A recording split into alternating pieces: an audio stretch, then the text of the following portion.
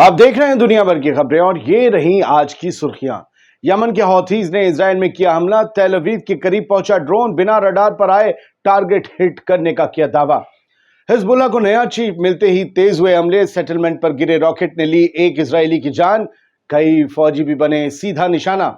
नए Hezbollah chief को Yoav Gallant ने दी बंद लफ्जों में कत्ल की धमकी। इजरायली डिफेंस मिनिस्टर ने नईम कासिम से कहा, ज्यादा दिन नहीं टिकोगे। नॉर्थ गजा में इजराइल ने मचाया कत्लेआम, बमबारी में 109 लोगों की मौत, कब्रिस्तान में सोने को मजबूर हैं फलस्तीनी।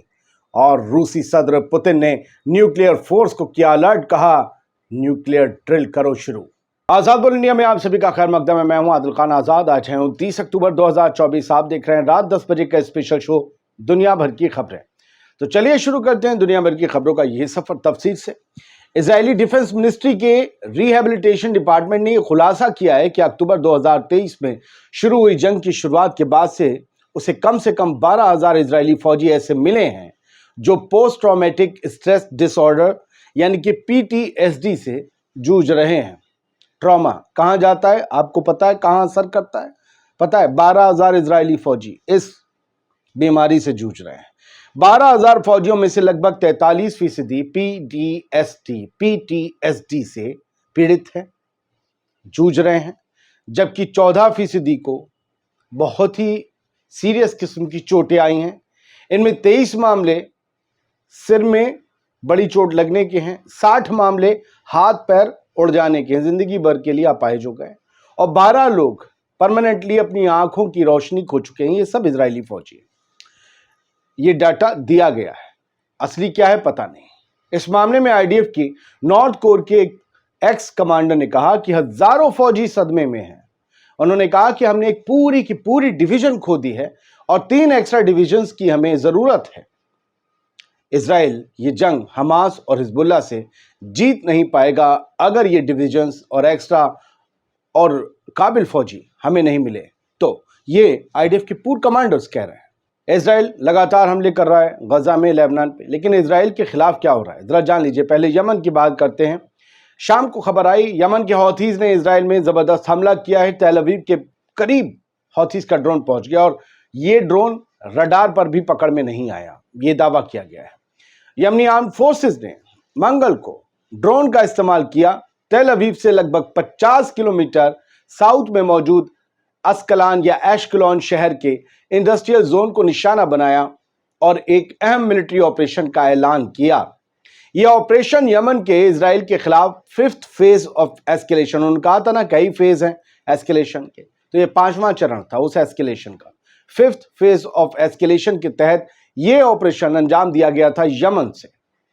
यमन की आर्म फोर्सेस के जो मिलिट्री मीडिया है, आर्मी मीडिया है, उसकी तरफ से बयान आया। बयान के मुताबिक ड्रोन ने कामयाबी के साथ अपना निशाना और अपना टारगेट हासिल कर लिया। हालांकि IDF का दावा है कि यमन से आया ड्रोन खाली मैदान में खुद गिर गया और उससे कोई नुकसान नहीं हुआ। देखिए, दूसरी तरफ की खबर नहीं दिखाऊंगा तो बड़ी नाइंसाफी होगी, दोनों के दावे दिखाने पड़ेंगे। बढ़ते हैं आगे, लेबनान की बात क्यों ना करें हम। लेबनानी मूवमेंट हिजबुल्लाह के ताज़ा हमलों में इजरायली फौजियों और एक सेटलर्स की मौत की खबर है। हिजबुल्लाह ने मंडे, कल पीर के रोज, आज मंगल के रोज, इन दोनों दिनों के बीच और दोनों दिनों के बीतने के दौरान शाम तक इजरायली फौज और जो उनकी मिलिट्री पोजीशंस हैं और खासतौर से सेटलमेंट्स हैं, इन पर हवाई और रॉकेट हमलों की एक सीरीज शुरू कर दी।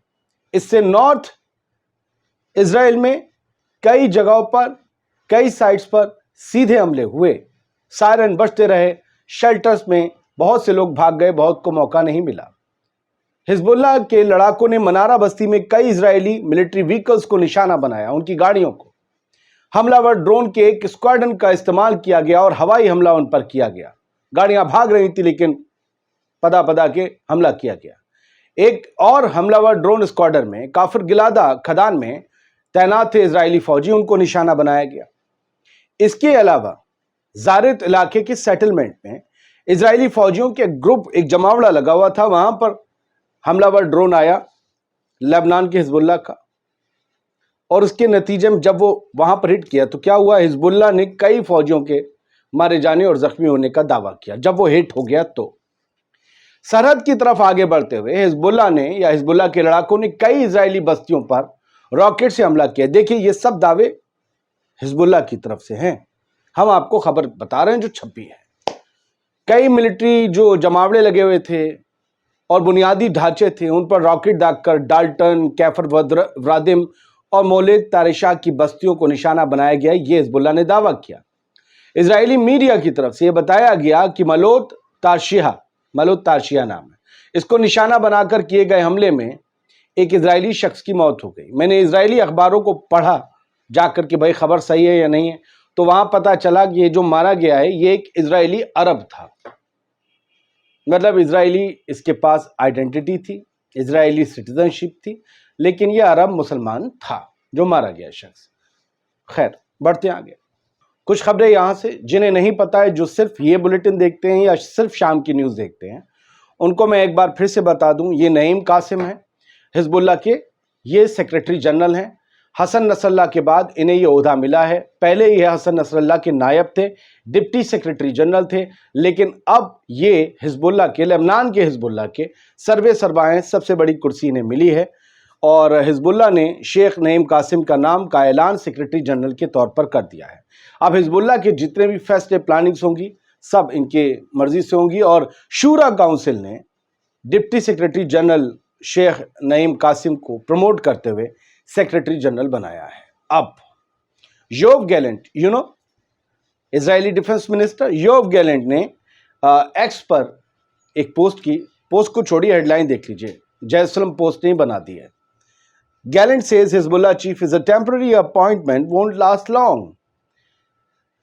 योव गैलेंट ने कहा कि ये नईम कासिम को जो अपॉइंट किया गया है ना हिजबुल्लाह के चीफ के तौर पर, ये बस एक टेम्पररी अपॉइंटमेंट है, ज्यादा दिनों का नहीं है, ये ज्यादा दिन नहीं चलेगा, वोंट लास्ट लॉन्ग, ये ज्यादा दिन नहीं चलेगा। ये एक बंद धमकी है कत्ल की कि हम तुम्हें मार देंगे, हम तुम्हें एलिमिनेट कर देंगे, जैसे हमने हसन नसरल्लाह को किया, जैसे हमने उनके बाद जो बन सकते थे हिजबुल्लाह के चीफ और हसन नसरल्लाह के कज़न सैफुद्दीन, उनको हमने मार दिया। तुम भी कितने दिन कुर्सी पर बैठ पाओगे, ये ज्यादा दिन मौज नहीं ले सकते। ये योव गैलेंट की तरफ से बंद लफ्जों में धमकी दी गई है, बताइए। खैर ठीक है, वो उनके दुश्मन है, वो उन्हें धमकी दे सकते हैं। फ़लस्तीनी रेजिस्टेंस मूवमेंट जो है, चाहे वो फ़लस्तीनी इस्लामिक जिहाद हो या हमास का अल-क़स्साम ब्रिगेड हो या हमास खुद हो, उन सब ने शेख नईम कासिम को उनके इलेक्ट होने पर कांग्रेचुलेट किया है, उन्हें मुबारकबाद दी है और कहा है कि हमारे रेजिस्टेंस मूवमेंट हिजबुल्लाह के साथ और हिजबुल्लाह हमारे साथ जैसा चल रहा था कांधे से कांधा मिलाकर, हम चलते रहेंगे। हमें तवक्को है कि आपका सपोर्ट हमें हासिल होगा और हम इजराइल के खिलाफ इस जंग को ज़रूर जीतेंगे।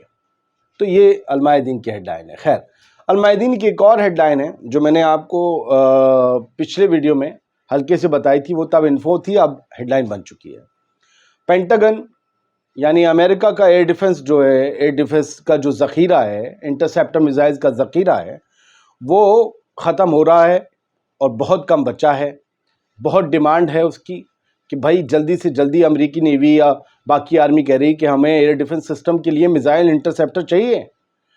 वॉल स्ट्रीट जर्नल की रिपोर्ट है और इसके पीछे बताया गया है कि जो इजराइल से मोहब्बत और जो रिश्ता निभा रहा है अमेरिका, उसके चक्कर में बड़ा अपना घाटा अपनी फौज का भी हो रहा है। अब रेड सी में, मेडिटेरेनियन सी में जितने भी वॉरशिप खड़े हैं अमेरिका के, उनसे क्या होता है, इंटरसेप्टर्स दागे जाते हैं, चाहे वो यमन के हौतीस दागे, वो भी इजराइल के खिलाफ लड़ रहे हैं, फ़लस्तीन के हमायत में लड़ रहे हैं। अमेरिका इजराइल की हमायत में है तो अमेरिका पर वो दागते हैं, तो यमन के हौतीस से अमेरिका को बचना पड़ता है। कभी इजराइल की तरफ आ रहे ड्रोन और रॉकेट्स को रोकना पड़ता है। तो इस चक्कर में हुआ क्या, एक जो मिसाइल लाखों रुपए की होती है वो अरबों रुपए के हिसाब से खर्च हो चुकी है और वो ज़ख़ीरा ख़त्म हो रहा है। ऐसा कोई नहीं होता दुनिया में जिसकी चटके ना, सबकी छटकती है। पैसा ऐसा नहीं है कि किसी झाड़ पर लगाया और हिलाया और ले आए, सबको हिसाब रखना पड़ता है, एक बजट होता है, उसके अंदर रहना पड़ता है। तो इनको भी उससे जूझना पड़ रहा है। ये इजराइल से मोहब्बत का नतीजा है कि इनके एयर डिफेंस सिस्टम के लिए खुराक, खाना, पानी, जो इंटरसेप्टर से मिसाइल्स उनकी किल्लत, हालांकि पूरा कर लेंगे, इससे कोई शुबा नहीं है इसमें कोई। खैर غزہ کی بات کر لیتے ہیں اور غزہ کو ضرور سنا کریں. بہت سے لوگوں کو بہت تکلیف ہوتی ہے. یاد رکھیں کہ آپ کو یہ سننا بہت لازم ہے, بہت لازم. 109 لوگ مارے گئے ہیں, ان میں عورتیں بچے سب سے زیادہ ہیں. درجنوں لوگ زخمی ہیں, ملبے کے نیچے ہیں, لاپتہ ہیں, پتہ نہیں کہاں ہیں. 109 لوگوں کی باڈی مل گئی ہے. عورتیں اور بچے سب سے زیادہ ہیں. اسرائیل نے بہادری دکھاتے ہوئے, بڑی بہادری کے ساتھ, امریکہ کے جو ہتھیار خیرات میں ملے تھے اسے ان لوگوں کے اوپر داغ دیا, ان بے گناہوں عورتوں بچوں کے اوپر داغ دیا. اور یہ 109 یہ ایک بہت بڑا حملہ ہے سر. 109 لوگ آپ تصور کیجئے, 109 لوگ. بیت لاہیہ میں کل رات کے حملہ ہوا تھا, آج صبح تک 70-75 کی تعداد تھی, اب ہلکے ہلکے یہ تعداد بڑھ رہی ہے. یہ سارے لوگ ایک 5 منزلہ عمارت میں ٹھہرے ہوئے تھے. پتہ چل جاتا ہے بہت سی ایکوپمنٹس ہیں کہ کتنے لوگ ہیں, کہاں ہیں, ارے اس میں اتنے بھرے مارو یار مزہ آ جائے گا, مار دیا. پوری 5 منزلہ عمارت پر ایسے میزائلیں ماری گئیں, مسمار کر دیا, سب زمیں دوز ہو گئے. چھوٹے چھوٹے معصوم سے پھول سے خوشبو سے بچے سب دفن ہو گئے ملبے میں. عورتیں, بزرگ, جوان بھی مارے گئے. الزام بس یہ کہ حماس کے لوگ تھے. وہ بچے جو اسکول بھی نہ جا پائے وہ حماس کے لوگ تھے. وہ عورتیں جو اپنے بچوں کو روٹی تک نہ کھلا پا رہی وہ حماس کے لوگ تھے. وہ بزرگ جو سیدھے کھڑے نہیں ہو سکتے گھٹنوں پر ہاتھ رکھے بنا وہ حماس کے لوگ تھے. اور یہ حالت ہے, کہیں بھی وہ کنات, کہیں ٹینٹ لگاتے ہیں, کہیں بھی کچھ لگاتے ہیں, مارے جاتے ہیں. آتا ہے کوئی بم ان کے اوپر گرتا ہے اور سب تباہ, چھوٹے چھوٹے بچے مارے جاتے ہیں. تو اب کیا کر رہے ہیں؟ خلیج ٹائم کی رپورٹ بتاتی ہے کہ غزہ کے لوگ حملوں سے بچنے کے لیے, یا اب ان کے پاس کچھ نہیں بچا ہے تو وہ قبرستانوں میں پناہ لے رہے ہیں, قبروں کی آڑ میں چھپ رہے ہیں یا قبروں کے اندر سو رہے ہیں. ایک بڑی صحیح بات ہے, غلط بھی ہے, کہ اگر یہاں مر گئے تو کہیں جنازہ اٹھا کر لے جانا نہیں پڑے گا, کسی کو بلانا نہیں پڑے گا, کسی کو کندھا نہیں دینا پڑے گا. جہاں سوئے تھے وہیں سوتے رہیں گے. غزہ کے لوگ قبرستانوں میں سو رہے ہیں اور ہم اپنے گدوں پر سو رہے ہیں. ہمیں کم سے کم ان کی تکلیف کو سوچنا اور سمجھنا چاہیے.